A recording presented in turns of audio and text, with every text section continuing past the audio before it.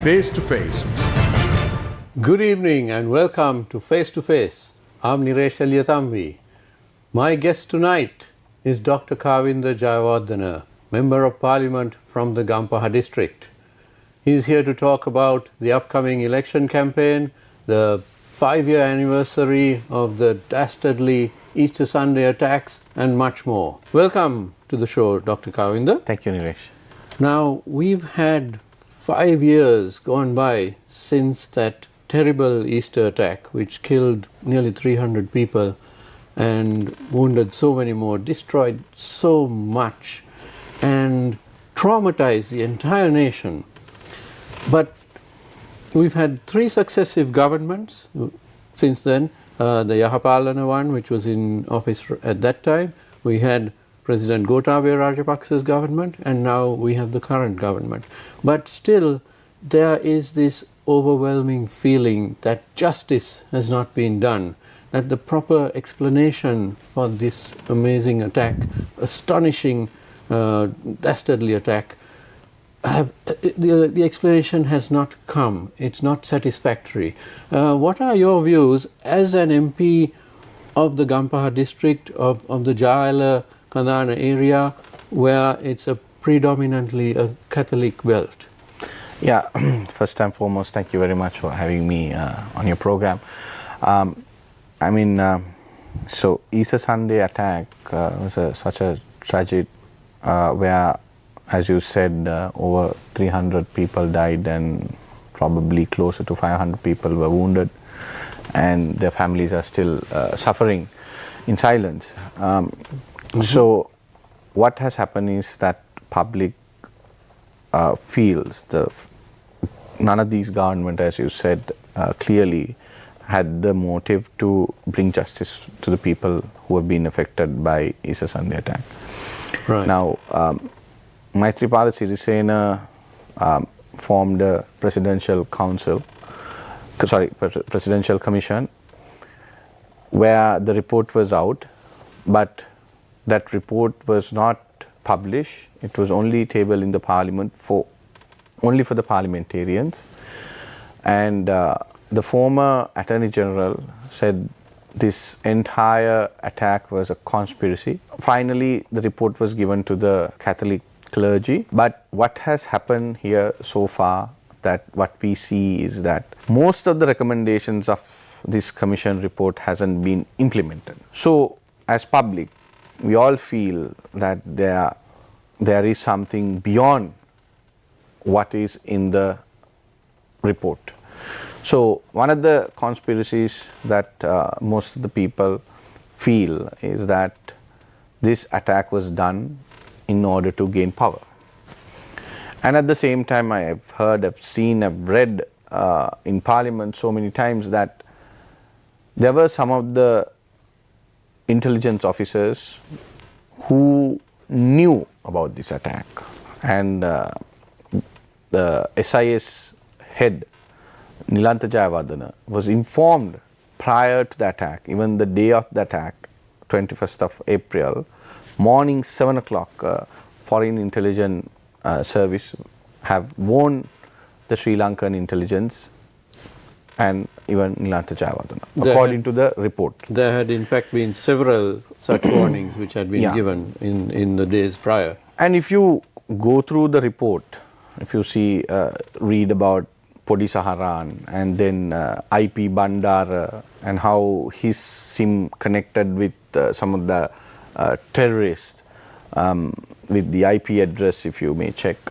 And if you go through the Presidential Commission report very carefully, you see some of these individuals were with the intelligence officers who have had contacts with this terrorist group.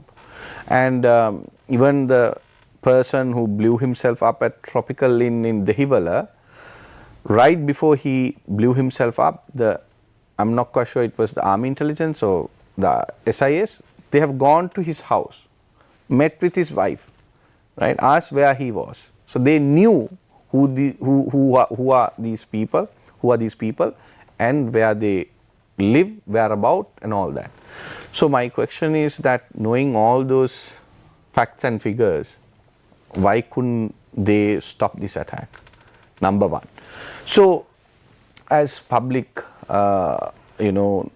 most of us don't have trust in these governments, and they haven't proven to the people of this country that they are capable of bringing justice to the people who have been affected. Nevertheless, for the whole country, because we all were victimized after this attack, and not only Sri Lankans, even tourists who died in 3 different hotels. Absolutely. So, so this affected our country's economy also. After the Easter Sunday attack, we fell economically also. So I think if you look at the bigger picture, it's very clear that some of these politicians are still trying to use Easter Sunday attack as a tool for their political gains. Now, very recently, Maithripala Sirisena, former president, he said he knows the mastermind behind Easter Sunday attack, but he did not have the backbone to come and say in public who did the attack and who's the mastermind of the attack. And you see that in political arena, this issue just keep coming. Politicians try to bring this matter up at given times when it's suitable for them. So it's very heartbreaking. Now, how do you think that this issue would affect the upcoming election campaign? First, of course, we expect the presidential election, and then shortly afterwards, it is expected that there would be a general election. I personally think this matter should not be politicized. We should not once again take a political decision based on Easter Sunday attack. Now, it's very clear when this attack happened, there was a huge difference which was led by certain extreme groups between Sinhala and Muslims and the Christians and the Hindus.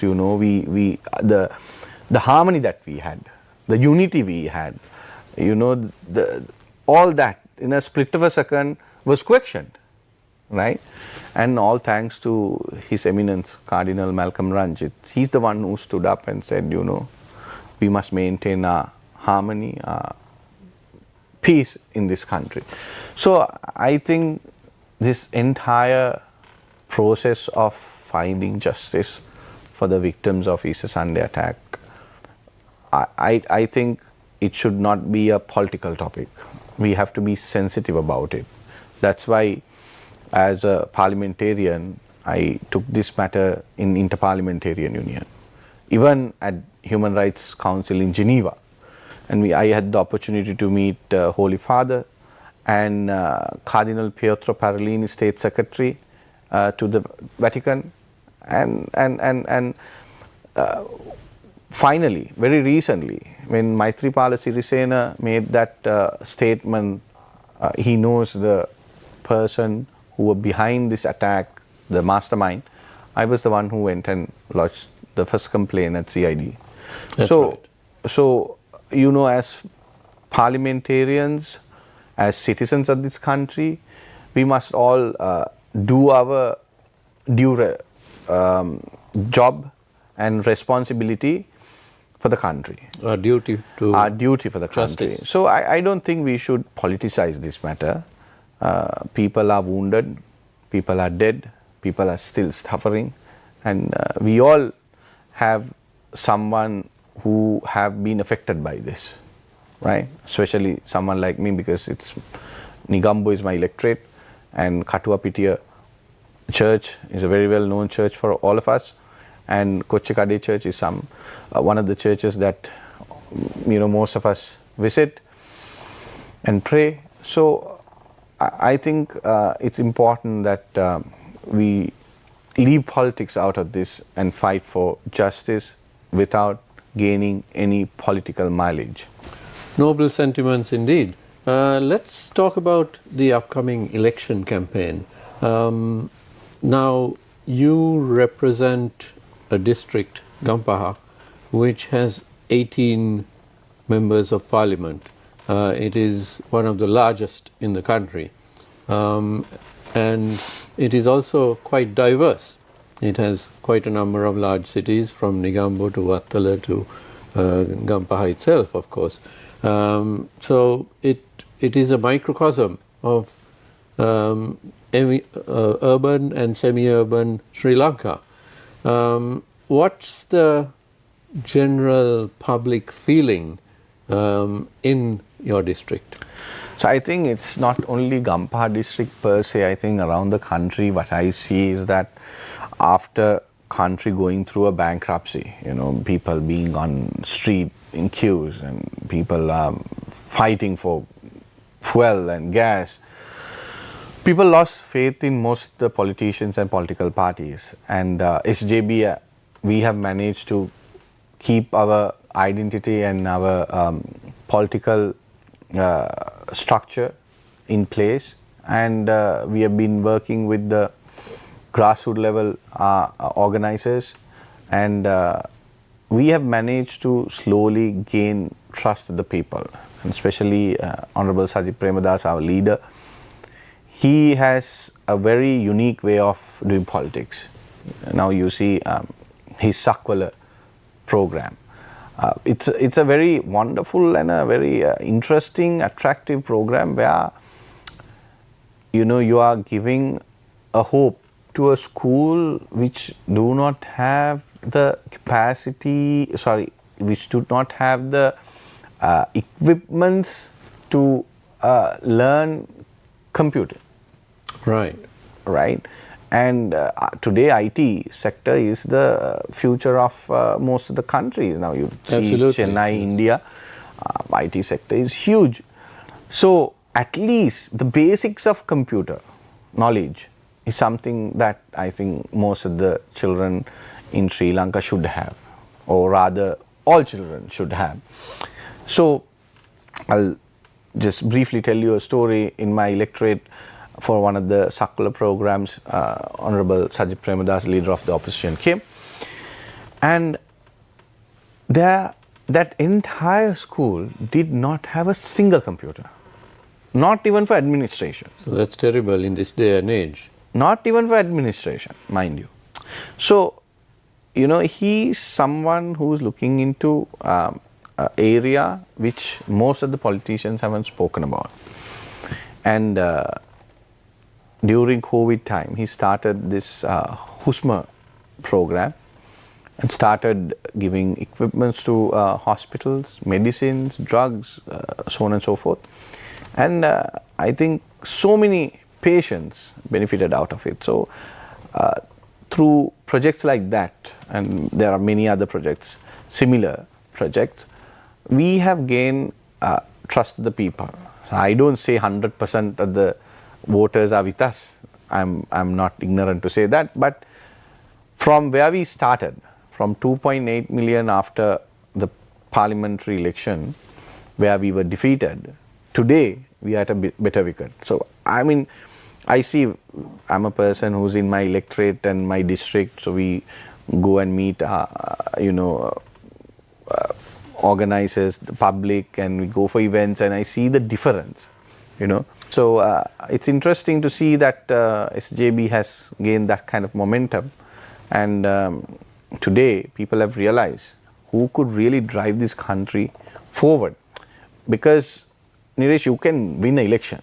We have seen people winning elections. Gotabaya Rajapaksa won an election with 6.9 million, landslide victory. But in the end of the day, he couldn't sustain power.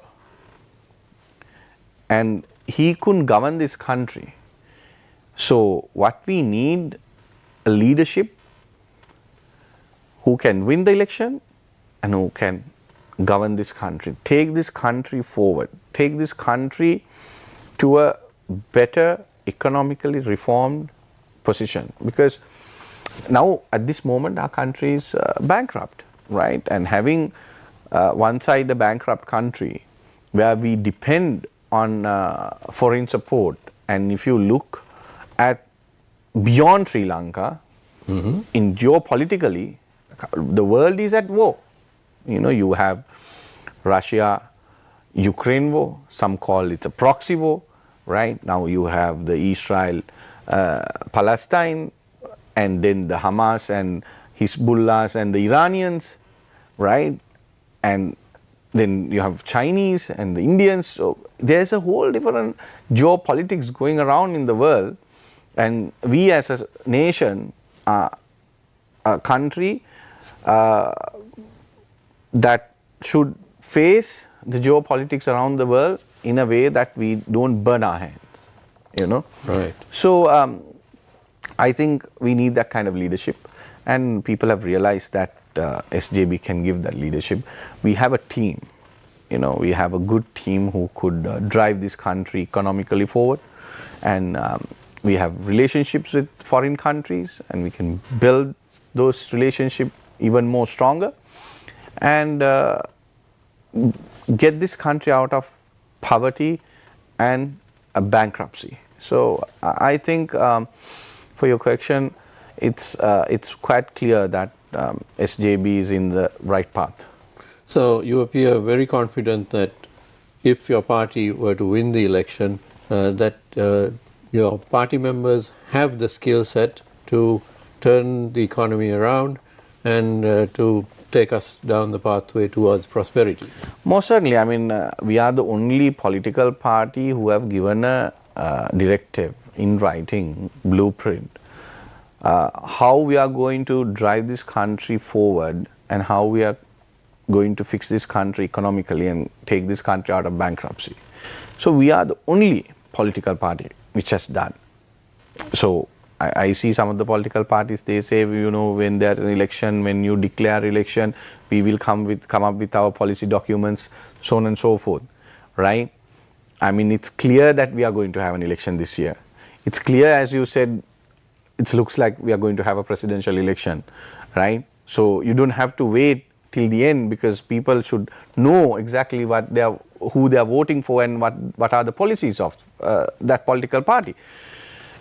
I mean, right now we have a economic crisis, so you have to give more focus into the economy of the country, how to build the economy of the country. So I think certainly SJB have proven that we could fix the economy of this country. So how confident are you that the voters would give you a parliamentary majority? Now you've spoken of, if your party wins, that you're confident of taking the country forward. But the question is, do you think that you could get 113 seats in parliament? Yeah, it's a very interesting question, Nilesh, because now parliament election, or rather general election, is quite different from a presidential election. I mean, the easiest answer I could give it to you, if it's a parliamentary election, it's going to be after the presidential election, as you said.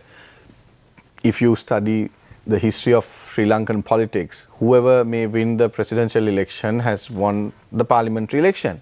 But that's not the answer that I'm going to give it to you. What I'm going to tell you is that people are smart now. People know what they're doing and what's happening around the world and in this country, especially when it concerns politics. You know, you have a smartphone in your hand, you can just Google whatever you want, you can watch YouTube, you can watch news. I mean, I don't watch news on TV anymore, you know. The phone is more than sufficient. So you're connected to the rest of the world. So you are educated, you know what's going on.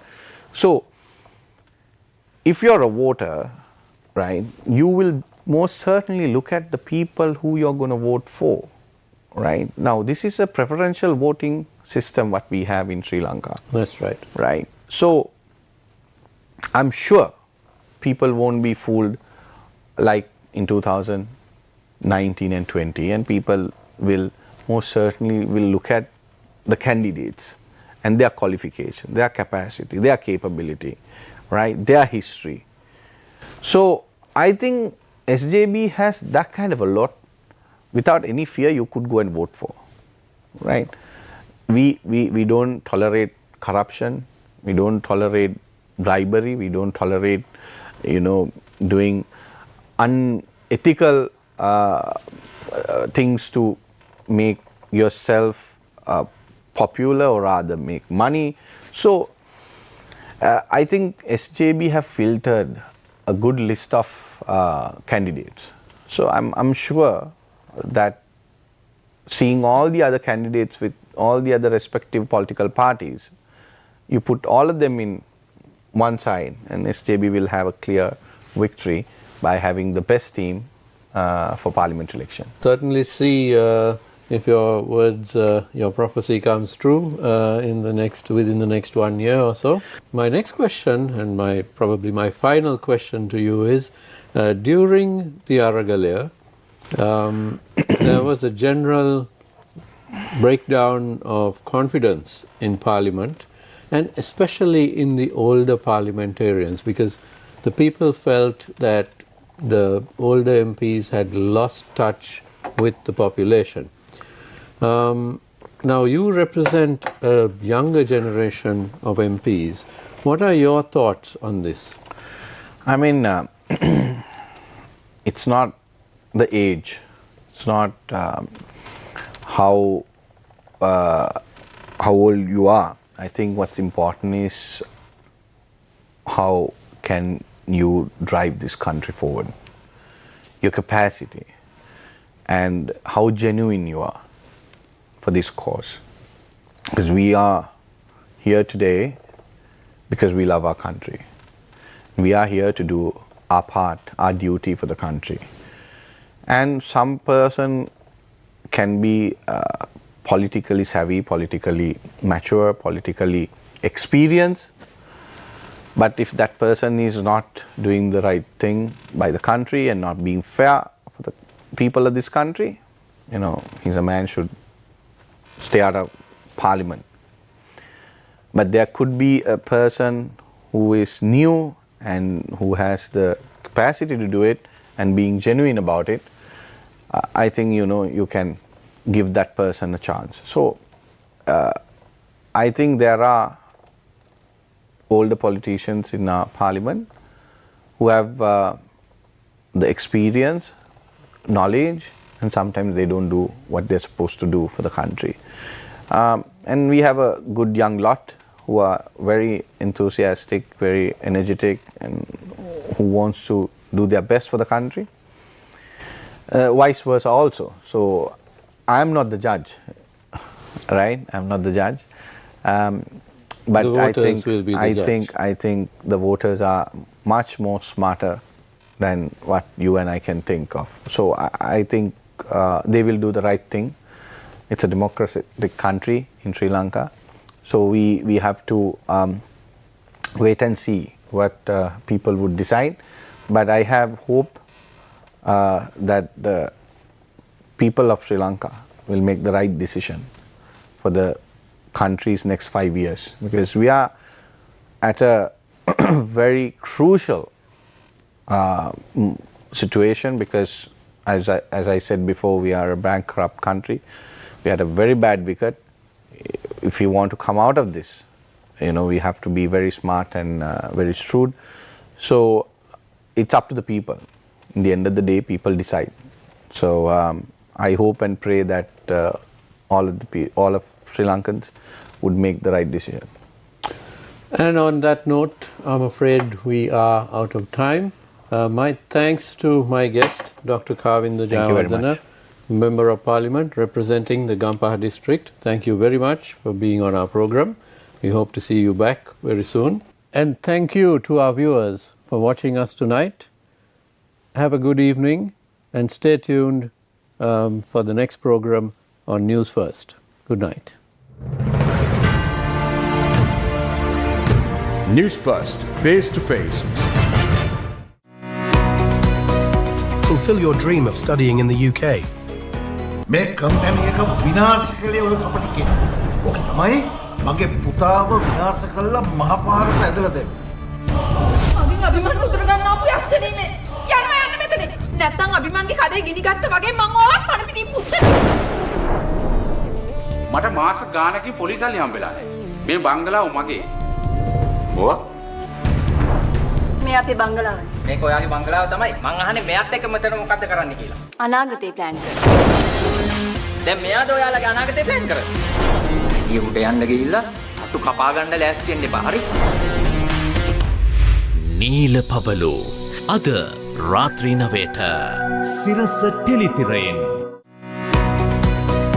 Fulfill your dream of studying in the UK. ජනාධිපතිතුමාගේ විදිහට අපි ගොඩද? මේ ප්‍රතිපත්ති රාමුවත් මේකත් හිස් වූ රාමුවක්. නායකෙක්ට පුළුවන් අවශ්‍යයි නම් සංවේදීත් වෙලා ඒ වෙලාවෙම තාර්කිකත් වෙන්න. ජානමය හේතුත් බලපාන්න පුළුවන් ද සමහර වෙලාවට මානසික තත්ත්ව වෙනස් වෙන්න. මානසික රෝගයක් 80%ක් ජානගතයි. 20%ක් එන්වයරන්මන්ට් එකේ ඉන්නේ. නින්දෙදිත් සිදුවෙන ශ්වසන අපහසුතාවන් පිළිබඳ අපිට වාර්තා වෙනවා. මේක ගොරවනකොට වැඩි වෙනවද? නින්දේදී සිදුවන ශ්වසන අවහිරතාවය නැත්නම් අපි මේක හඳුන්වනවා මේ obstructive sleep apnea කියන තත්ත්වය. ජාතික මෙහෙවර සතියේ දිනවල උදෑසන 11ට. Fulfill your dream of studying in the UK. ජනාධිපතිතුමාගේ විදිහට අපි ගොඩද? මේ ප්‍රතිපත්ති රාමුවත් මේකත් හිස් වූ රාමුවක්. නායකෙක්ට පුළුවන් අවශ්‍යයි නම් සංවේදීත් වෙලා ඒ වෙලාවෙම තාර්කිකත් වෙන්න. ජානමය හේතුත් බලපාන්න පුළුවන් ද සමහර වෙලාවට මානසික තත්ත්ව වෙනස් වෙන්න. මානසික රෝගයක් 80%ක් ජානගතයි. 20%ක් එන්වයරන්මන්ට් එකේ ඉන්නේ. නින්දෙදිත් සිදුවෙන ශ්වසන අපහසුතාවන් පිළිබඳ අපිට වාර්තා වෙනවා. මේක ගොරවනකොට වැඩි වෙනවද? නින්දේදී සිදුවන ශ්වසන අවහිරතාවය නැත්නම් අපි මේක හඳුන්වනවා මේ obstructive sleep apnea කියන තත්ත්වය. ජාතික මෙහෙවර සතියේ දිනවල උදෑසන 11ට.